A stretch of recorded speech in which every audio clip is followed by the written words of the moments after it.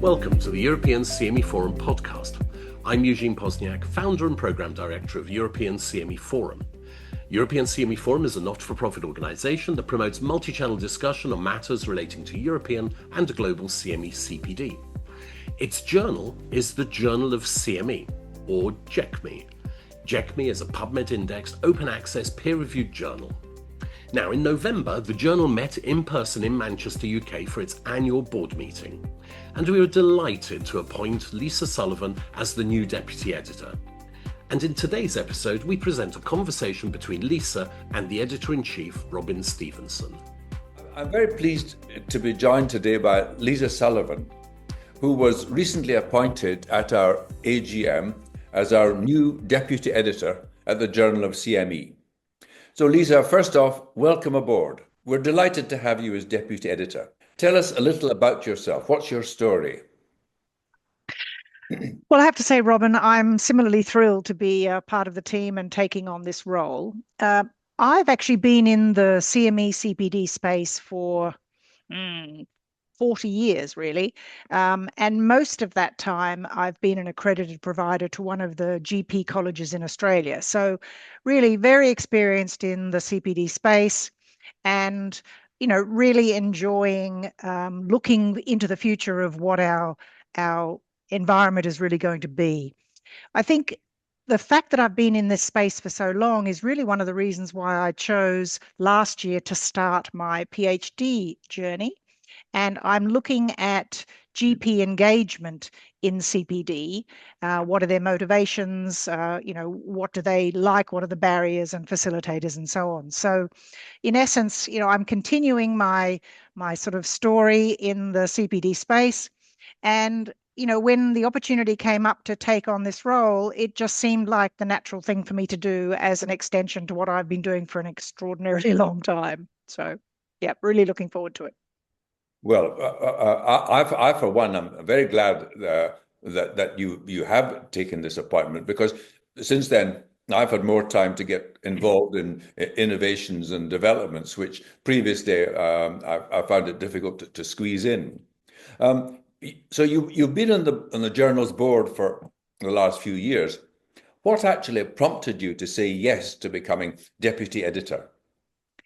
Well, I honestly think it's because it gives me an opportunity to shape the conversations in the CME CPD space. I think our environment is evolving so incredibly quickly, and obviously that's very exciting. But I've loved being on the board, and I love reviewing others' papers, and of course, part of my PhD, that's what I'm doing pretty much every day. And it just seemed like a natural extension. So, taking on this editorial role was, to me, the next step. So, good for me, really. Good for my career opportunities, I think. Okay. So are there any big picture goals or things that you'd like to bring, that you're hoping to bring to the table? Well, I think there's an opportunity for us to look at a bit more interactive content. Maybe we look at some webinars on publishing in CME and CPD, perhaps even some short summaries of some of the papers that are submitted to us that we accept. I think what I've seen over the last few years at the European CME Forum is that there's, and particularly from the poster presentations, that there's really a need for an increase in opportunities for those who are taking the time to put their research together to have opportunities to present. So, because I think at the end of the day, it makes everything that we do more accessible and engaging. And so, when you think about how much work goes into actually researching or creating interventions, I just think it would be terrific if we gave those authors an opportunity for more different formats in which to present their work. So that's what I'm hoping to see in the future. Well, it's really interesting. From your perspective, how does the journal help to move CME CPD forward? Well, it's obviously a hub for evidence-based practice and innovation. And as you know, there are very few journals in the CME CPD space like ours. And so I think we have a real opportunity to shape how healthcare professionals learn and apply their knowledge. And for me, I'm incredibly proud to be part of that journey. So I think that's our major task in taking our industry forward. And I think also that we do need to do a bit more advertising for ourselves because because there are so few journals in our space, our journal needs to be better known. There are a lot of academics out there that don't even know we exist. So there's more work that we need to do in that area. So you've been with the journal since inception. I mean, what do you think makes our journal different compared to others? Well, you've just said that there are very few journals dedicated to CME CPD. In fact, there are only really two, JCME and JCET. And given the importance of CME, this is quite astonishing, since the literary world is awash with journals devoted to undergraduate education. I think this is the unfortunate legacy of the old-fashioned idea that medical education stops when doctors are considered to be fully trained. This has meant that CME has struggled to be accepted as an academic discipline. So, what trends in CME CPD are catching your eye right now? Anything you're excited to explore? Yeah, well, I have to say, I think the thing that really is exciting me is the whole concept of the micro-learning sort of new wave. And I think we know that micro-learning fits very nicely in disease-focused education, but where we are not seeing it yet is its role in quality improvement or performance improvement, CME CPD. And I'd really like to see, is that possible? And if it is, how? What do we need to do to make micro-learning cohesive and valuable within that QI and PI space? Um, and I think also the other thing that really fascinates and interests me is competency-based education, because it's been happening in undergraduate and postgraduate for many years in most of the Western world, definitely. And it's not done in CME almost at all. It's just starting to surface in our space. And so, I think that there's an opportunity for us to really look critically at competencies to see whether we can change the role from performance into performance and outcomes rather than just counting hours. So they're the two sort of primary things that I'm really interested in. I mean, obviously, there are lots of challenges in the CME CPD space. Have you got any suggestions on how our journal can actually address those?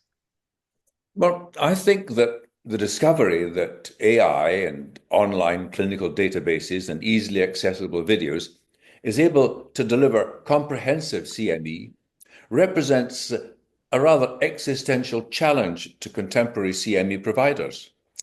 As we will say in our coming session at the Alliance in Atlanta in February, keeping up to date is the easy bit. Yeah. In the future, the main challenge in CME will be addressing barriers between competence and performance. And I just hope that JCME will play a leading role in meeting this challenge. Do you have any ideas or initiatives you'd like us to try? Well, I've certainly enjoyed the special collections over the last few years, and there's no doubt that we need to continue those. And I think, as we agreed at the recent annual board meeting, we're looking at some interesting changes to how that's going to be managed. So it's important that people sort of watch this space for us. But I also think that there seems to be, and I may be wrong, but it appears to me that most of the major events are looking much more at the global environment for CME CPD. And so I do wonder whether that might be an interesting topic for us to consider for future issues.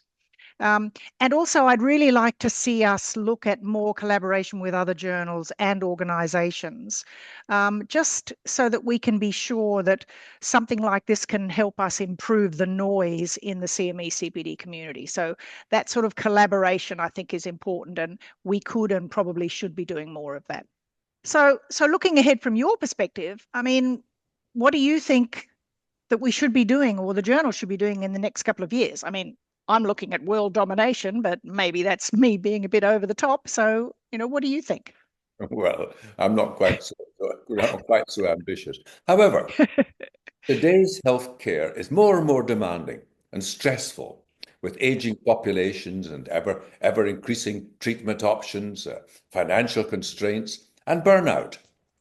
And JCME should play an important role, I believe, in maintaining and improving clinician behaviour and performance in these difficult times. For example, the emphasis of needs assessment should move from disease-specific practice gaps to behaviour gaps related to work environment. Anyway, before we wrap up, what do you think is your key message to our readership as you step into this role? Well, I'd say get involved, share your ideas, submit your work, whether it's research or intervention based. We want to hear what our community is doing, and ours is one of, as you've said, only 2 journals in which they can present their opportunities to have the world know what they're doing. I think what we really want to do is make this journal a reflection of our CME CPD community, and we can't do that if people don't actually submit their work to us. I think some of the other important things, obviously, also is we need to make sure that our listeners and so on are signed up to our databases, keep an eye on the jcme.org website, and also our LinkedIn space, because we've really got some interesting things coming up ahead. So they need to keep on top of it all. So in final, I mean, have you got any sort of tips, Robin, how people can get involved with the journal, whether they are authors or reviewers? What do you suggest? Well, I would say just keep in touch. If you are considering writing a paper, and perhaps you haven't written very many papers before, please contact us and discuss it with us first. And even if you're not in a position to be an author, we're also very keen to expand our number of expert reviewers. If you have experience of CME CPD, especially with an interesting skill set, perhaps in study design, statistics, or specialist clinical knowledge, become one of our reviewers. We receive papers on a wide range of topics, often requiring reviewers with specific expertise. Yeah, sounds great.